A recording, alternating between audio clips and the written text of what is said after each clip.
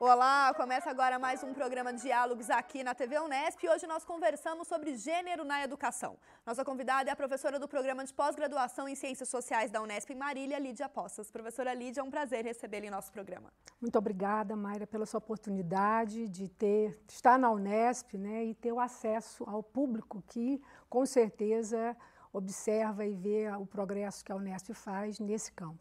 Professora, pensando nessa questão do gênero, ela ainda é um conceito meio controverso, podemos dizer, no entendimento que a universidade tem tido e que a própria sociedade. Eu gostaria que a senhora começasse a esclarecer para a gente por que é importante se falar de gênero e o que vem a ser esse conceito. Eu acredito, inclusive durante essa semana passada, com a homologação e a eleição, a discussão do Programa Municipal de Educação, o termo gênero sofreu como se fosse uma caça às bruxas, como algo pernicioso na escola, como que os professores não tivessem condição de entender. E eu, como pesquisadora, me senti assim um pouco na periferia disso, se desde 2000 eu venho justamente com o meu laboratório de estudos de gênero, né, trabalhando nesse campo, porque na minha perspectiva, gênero foi um conceito que se criou na década de 80 para justamente entender as diferenças existentes entre os sexos e por que essas diferenças geravam tantas desigualdades, geravam tanta exclusão, geravam tantas relações de poder que afastavam essa maioria, que é considerada minoria, porque não tem voz, né? Sejam as mulheres, sejam os indígenas, sejam, né, os homossexuais, sejam as lésbicas, ou seja, para um não voz, um silêncio.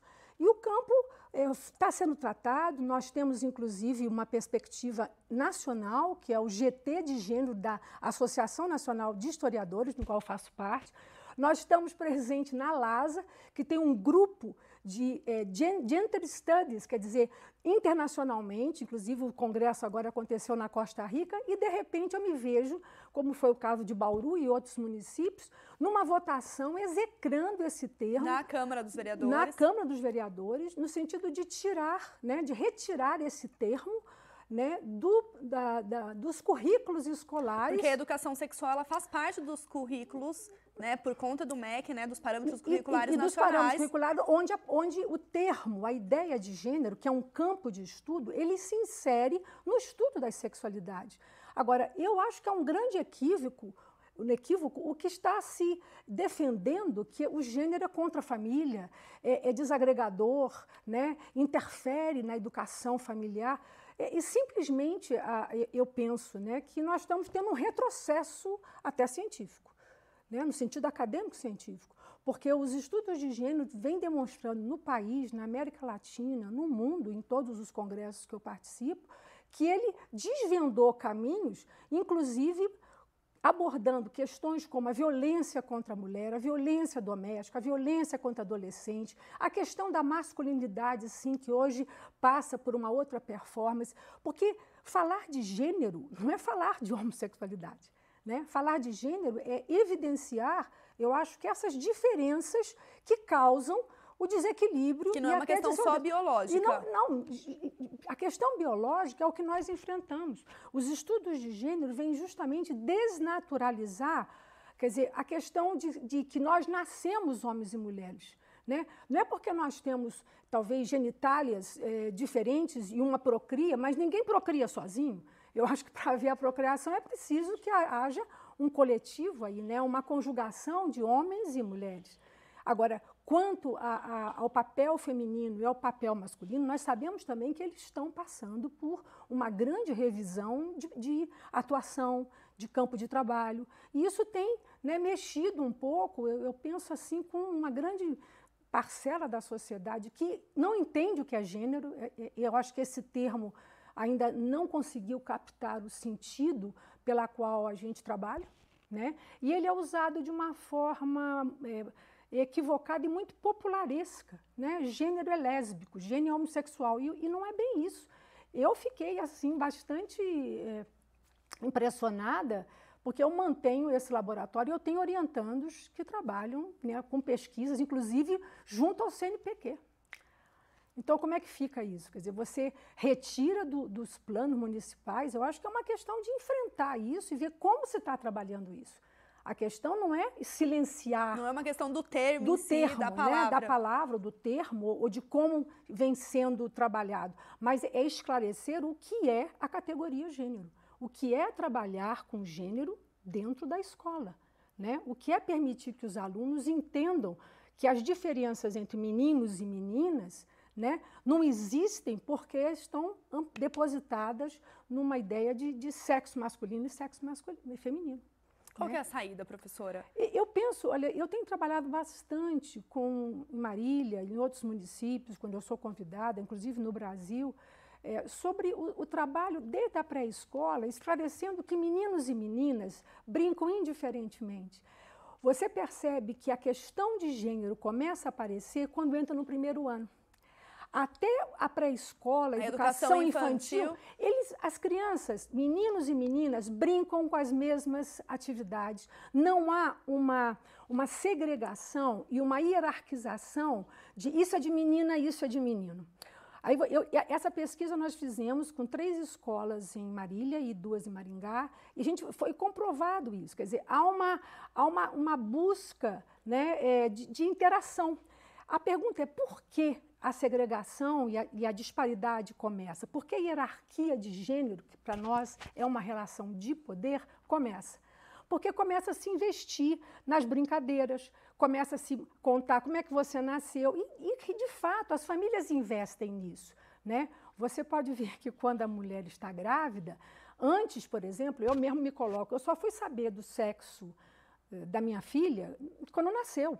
Hoje você pode antecipar de uma forma científica, muito antes, no 3º mês, quiçá 4º, você já sabe qual é o sexo da criança. E começa todo um trabalho, né, de quê? De construção dessa identidade, seja feminina, seja masculina. Sempre nessa polaridade, como se só sempre fosse impossível nessa esses polaridade. dois. Você vê que você entra na maternidade, os pais que são meninos estão distribuindo charutos, estão colocando na porta chuteiras, bolas, e no caso de se for meninas, são ursinhos, cor-de-rosas, bonecas. Então, a questão, quer dizer, isso já está intrínseco a uma cultura ocidental e quiçá patriarcal, né? Nós herdamos isso, né? De que a menina ela tem determinadas atitudes, ela tem determinados papéis que a sociedade exige dela, né? Tanto é que a grande crítica que se faz hoje a uma mulher empreendedora, uma mulher empresária, é que ela não é mãe. Mas foi escolha, ela não quis ser mãe. Por que as mulheres não podem escolher? Isso pode ser uma heresia para muitos. Não é porque ela tem um receptáculo que ela possa, né, abrigar um feto, depois um neném, uma criança, que ela queira ser mãe. A maternidade, ela foi um conceito que foi colocado, né, sobre as crianças do sexo feminino, que hoje, nos casamentos gays, eles também estão querendo ser pais. E está sendo colocado. Agora, isso é uma questão pessoal, né? Isso é uma questão individual. Eu acho que o Estado aí, ele interfere de uma forma muito no espaço privado, né? Isso seria uma decisão que o casal, seja ele homossexual, lésbico ou heterossexual, que deveriam decidir. Para mim, eu acho que a liberdade está nisso. E a escola ela acaba reproduzindo um pouco dessa cultura, mas a gente comenta um pouco mais sobre essa alternativa na área da educação daqui a pouco. O Diálogos faz um breve intervalo e já volta.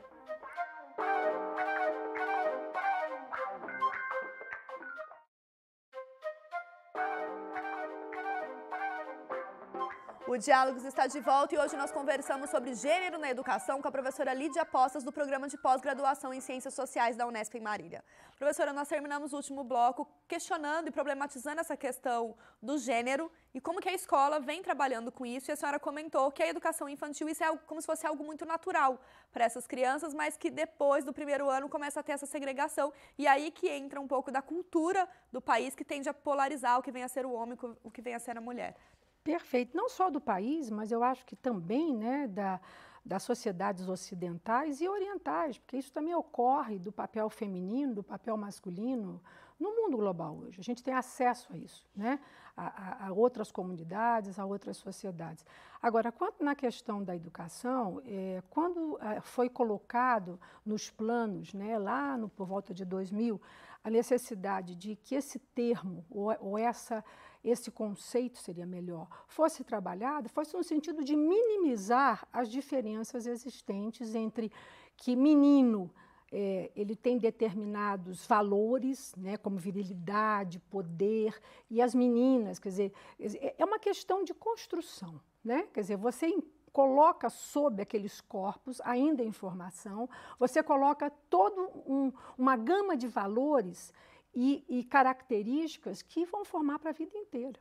E a né? escola, o currículo escolar, ele acaba reproduzindo e o currículo escolar, se você lembra, você pega as cartilhas, né? Você pega lá na formação da alfabetização, era sempre aquela família idílica, onde o pai sentado aguardava a mãe chegar com o jantar, os filhos brincando, quer dizer, a relação... O menino com o carrinho, a menina com a boneca. Então, essa relação estava posta e ela era perpetuada pelas próprias práticas. A televisão fazia isso e faz ainda isso, né? O cinema faz isso ainda um pouco, né? Por mais que todos estejam hoje atentos às mudanças da sociedade no século XXI. Né? Você sente que a gente vive essas mudanças e logicamente, esses conflitos. Agora, o Estado, no caso da educação, ele precisa, de fato, eu acho que garantir um determinado rumo, determinadas diretrizes, para que os docentes possam se organizar, né, nos seus planos de ensino, nos níveis, seja ensino fundamental, ensino médio, né, e ensino infantil, porque começa lá na educação infantil. Então, é preciso. O que eu penso é que há ainda uma falta de esclarecimento para esses docentes trabalharem com esse conceito. Então, o desenvolvimento dos trabalhos acabou se tornando mecânico, quer dizer, tem que trabalhar com gênero. Então, gênero é isso, quer dizer, virou uma receita. Isso não deve ser imposto, isso deve ser trabalhado a partir das crianças, porque as crianças também trazem de casa o quê? Exemplos. Né? Que a mãe que trabalha, o pai que cozinha, o pai que troca o neném. Quer dizer, isso está acontecendo. Não é preciso criar, é preciso aproveitar as mudanças que estão ocorrendo na nossa sociedade. Não precisa criar novo, é só observar melhor.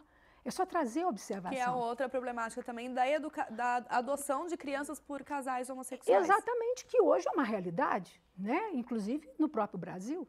Então, eu penso que a gente, olhando essas notícias ou esses processos legislativos mais recentes, eu confesso que eu me assustei, porque eu me vejo ainda assim num retrocesso como se fosse uma caça às bruxas dos anos 60, percebe? Quer dizer, não pode trabalhar com gênero.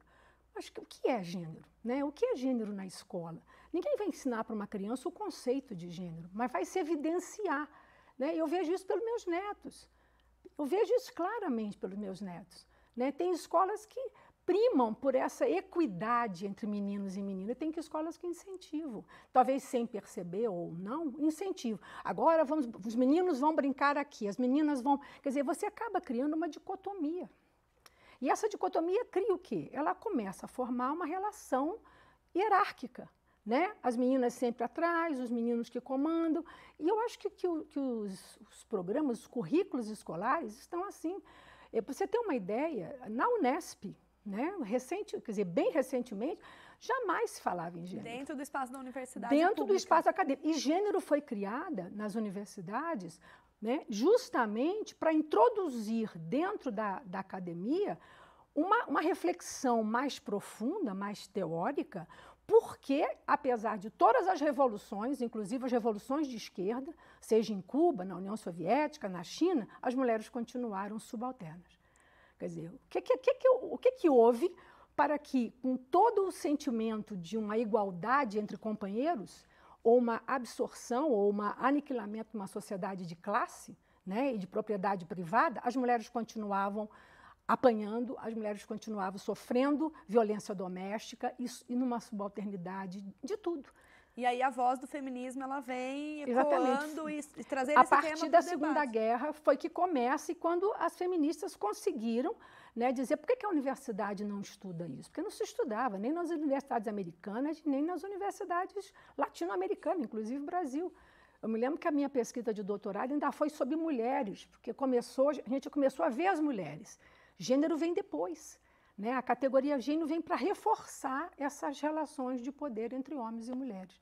E foi só no Brasil, na década de final de 80, que o termo começou a entrar na USP e na Unesp. Eu me lembro quando eu entrei, a partir de 2000. E a importância, professora, de dar espaço para movimentos, por exemplo, como o movimento feminista, para que a gente reconheça essa pluralidade de significados que o gênero tem. Que o gênero tem e que as mulheres hoje precisam ter, porque senão fica sempre uma ironia no ar, que as mulheres estão no lugar errado, né? As mulheres estão sempre no lugar errado. Eu coloco isso porque quando eu estou dirigindo, eu chamo a atenção de um motorista que ele não viu o sinal, ele manda eu lavar feijão. Percebe? Então, quer dizer assim, como que a senhora vai chamar a minha atenção? A senhora está no lugar errado, mas ele estava errado. E eu estava mostrando que ele atravessou um sinal vermelho onde eu teria que passar. Então, eu sempre brinco com meus alunos, eu me sinto, às vezes, se eu não tivesse consciência do meu papel, como acadêmica, como mulher, como esposa, como avó, né, que até isso também enfrenta, eu aceitaria isso como natural, é esse mesmo. A mulher tem que ficar em casa, não pode chamar atenção, ela tem que estar sempre sendo servida, ouvida, né?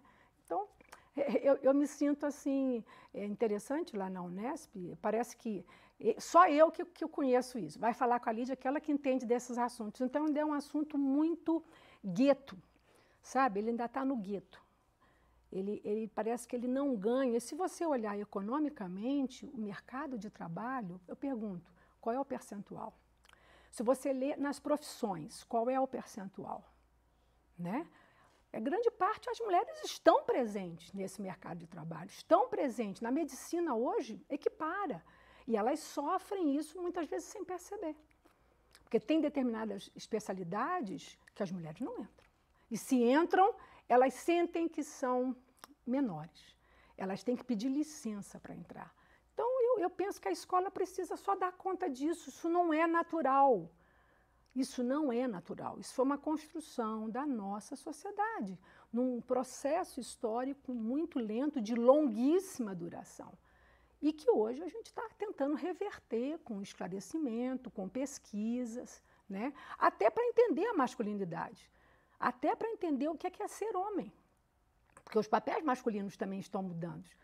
E eu vejo o seguinte, quanto mais mudam, mais os homens se tornam violentos. Porque eles não são mais provedores, eles ganham tão igual às mulheres deles, e eles se tornam, muitas vezes, perdendo essa natureza que eles acham que são, eles acabam agredindo as suas esposas, suas companheiras em casa, e os filhos, né? E toda essa problemática, como a senhora mesmo citou, sendo objeto de estudo em pesquisas, vem contribuir para trazer esse tema para a sociedade, mas sobre isso a gente comenta daqui a pouco. O Diálogos faz mais uma pausa e já volta.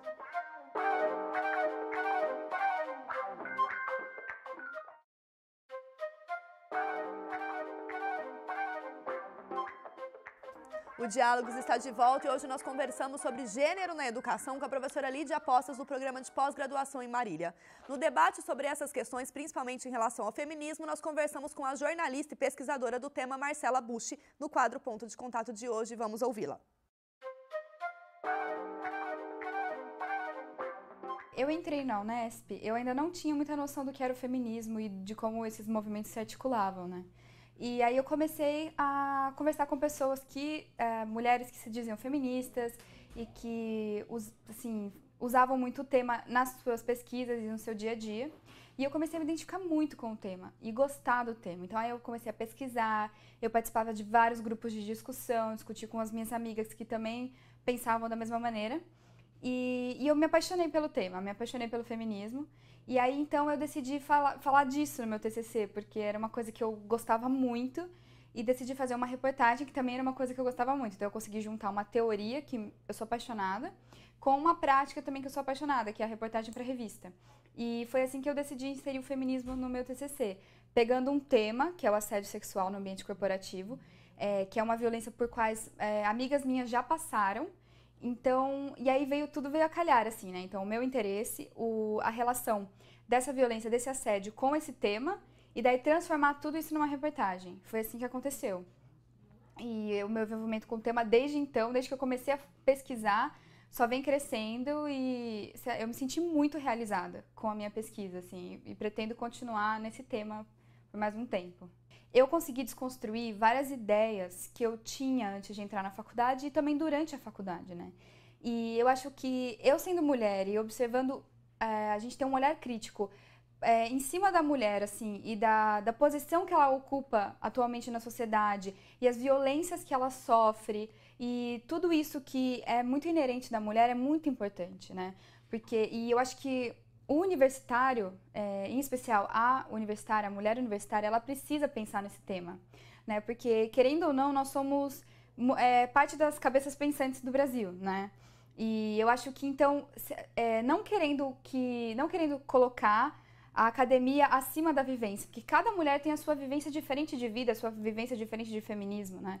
Mas eu acho muito importante, tipo, uma pesquisa, sair da universidade uma pesquisa que seja empírica, né? Que esteja na rua ou esteja nos estabelecimentos onde estão as mulheres e conversando com essas mulheres, né? Então, eu acho que a gente tem uma posição privilegiada não porque estamos na universidade, né? Mas porque podemos ter um olhar aberto sobre essas mulheres. E são mulheres interessantíssimas de conhecer. Então, eu acho que é por isso que a gente tem que ter esse olhar crítico dentro da universidade. Até porque para pensar no lugar da mulher dentro da universidade. Por que temos mais professores homens do que professoras? Né? Por que nós temos mais pessoas em cargos de chefia na universidade que são homens do que mulheres? Nós somos a maioria de estudantes, né? As mulheres ingressam mais na universidade hoje em dia, mas nós não somos a maioria que ensina, que transmite o conhecimento. Então é por isso que é essencial que dentro da universidade existam movimentos feministas e exista o ensino feminista, não no sentido de doutrinar, né? Porque o feminismo nem consegue doutrinar, mas no sentido de transmitir esse conhecimento, transmitir essa visão. Né? É importantíssimo ter um olhar crítico dentro da universidade. É isso que eu acho que vai fazer com que nós possamos parar, aprender e desconstruir diversas questões sobre isso e dessa maneira a gente também conseguir ajudar todas as mulheres que estão em posições de vítimas ou não também. Mas é construir assim, um pensamento igualitário, né? Porque o feminismo não é mais que isso, é um pensamento igualitário. Por isso que é importante. Professora, a senhora conheceu o trabalho da Marcela ao fazer uma grande reportagem sobre assédio sexual, para dar esse espaço para que as mulheres possam, né, se manifestar e denunciar. Eu gostaria que a senhora comentasse um pouco da importância de termos pesquisas em nível de graduação e pós-graduação sobre a temática, no sentido de promover intervenções sociais. A minha participação em bancas de jornalismo, no caso, essa que você identificou e citou, foi muito interessante para mim, porque são temas velados, né? É um espaço onde a mulher sofreu assédio sexual, um espaço altamente intelectualizado, que é o campo jurídico, né? Um campo... E ali as mulheres ficam vulneráveis diante até da sua carreira, do seu acesso, elas ficam vulneráveis às conquistas, né? E é uma violência que Bourdieu chama muito bem de violência simbólica, né? Quer dizer, um tato muito bem feito em relação a isso. Então, eu penso que na academia, hoje, né, nós estamos já há 15 anos, começamos em 2000, falar em mulheres e falar em gênero era um assunto de perfume, era um assunto de categoria inferior, né? Eu me lembro quando entrei como doutora na Unesp. E nos meus cursos, quando eu abordava isso, as salas ficavam muito atentas. Mesmo tentando dar uma optativa na graduação, os alunos, os meninos não procuravam, os rapazes não procuravam, eu tinha mais meninas como público. E a minha sala se enchia muito mais de meninas para conversar, quase que eu viria uma terapeuta, porque elas sofriam uma série de violências, isso desde 2000, e elas não sabiam que aquilo era uma forma que afrontava elas, né?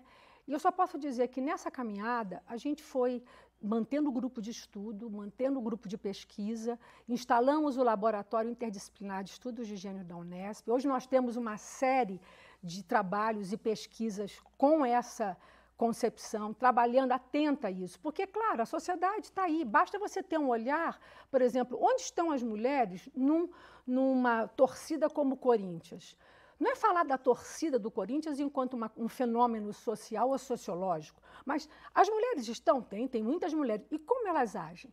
Como é falar com as mulheres no skinhead, por exemplo, que eu tive um trabalho maravilhoso sobre skinhead em São Paulo. Quer dizer, as mulheres estão presentes. Agora, quais são os seus papéis? E eu vi que houve alguma resistência, mas hoje a situação parece que, com a própria visibilidade que a imprensa está dando, que o mundo está dando, que a realidade está dando. Porque é um tema que está aí. É um tema que está aí e as mulheres avançam, elas estão fazendo conquistas, né? Elas estão conquistando espaço. Não perdendo seus papéis de mães, elas assumem o papel da maternidade, muitas vezes, e se tornam profissionais de destaque, né? A situação não é fácil, porque é tripla jornada, é uma tripla jornada de trabalho. Mas estão. Eu fiquei muito interessante nesse meu último curso na pós, na Unesp, quando eu sempre mantive gênero, quando eu vejo os meninos, eu digo, olha, ainda está na hora de vocês repensarem se vocês querem fazer esse curso. E o curso estava lotado, né? Quer dizer, a questão é que é um tema hoje que não dá para você olhar para qualquer fenômeno, futebol, arte, educação, sem você dizer, mas como as mulheres se inserem nisso? Qual é o papel delas? O que elas desenvolvem? Qual é a relação homem-mulher, né, nesse espaço? Como é que se dá isso? E por isso que a escola, desde a educação infantil, tem um papel primordial. Tem um papel, para entender isso, você vê, a escola hoje, a escola fundamental, é um papel essencialmente feminino, já foi masculino. A gente pergunta por que os homens deixaram o ensino fundamental? Deixaram uma questão de mercado de trabalho, uma questão de salário, né? Você não vê tio, você vê mais tia. Então, essa relação precisa ser entendida também, né? Para que você não reproduza. E a universidade... Formando esses indivíduos, essas crianças. Futuros cidadãos, né, deste país. Né? Para você não ver absurdo, muitas vezes, na política eleitoral, você vê um discurso que é preparado, que ele tem cuidado com as mulheres, mas ele escorrega logo depois ao dizer, né, que vai garantir isso, vai garantir as mulheres em casa. Então, você percebe que isso não está amadurecido, né? Não há um amadurecimento, não há uma interiorização do respeito de que homens e mulheres são iguais, como cidadãos, são diferentes enquanto... biologicamente, né? São seres biológicos, mas são cidadãos que desejam felicidade, equilíbrio, participação, né? E sucesso na vida. Então, eu sinto que a academia agora ficou mais sensível. Por isso que eu fiquei muito satisfeita de ver o trabalho de vocês no jornalismo, que eu acho que é uma área ainda que precisa ser, né, ampliada, porque vocês formam opinião pública. Fomentando e como debate. Formadores de opinião pública, eu acho que vocês têm um grande papel nisso.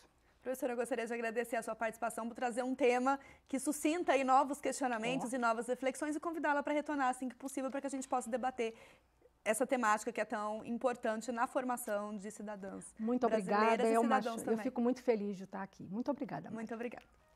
O Diálogos de hoje fica por aqui. Se você quiser rever este programa e debater um pouco mais sobre a questão do gênero na educação, acesse o nosso site. Obrigada pela companhia e até a próxima.